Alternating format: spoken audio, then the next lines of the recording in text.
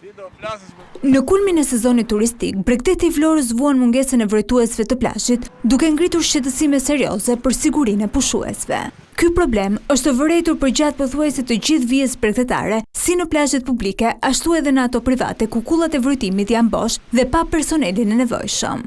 Situata është e dukshme edhe në një prej plazheve publike të qytetit, i frekuentuar kryesisht nga të moshuarit.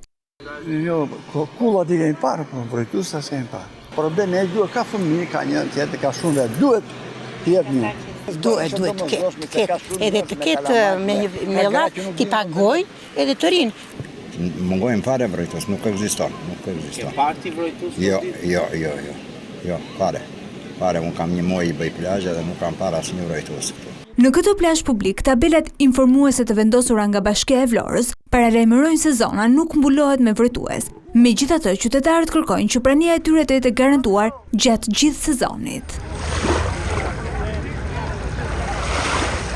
Shqetësimet shtohen edhe më shumë pas ngjarjeve të ditëve të fundit. Brenda 48 orëve, një 29 vjeçar humbi jetën në det, ndërsa 3 persona të tjerë u shpëtuan pasi rrezikuan të mbyteshin në plazhet e Vlorës.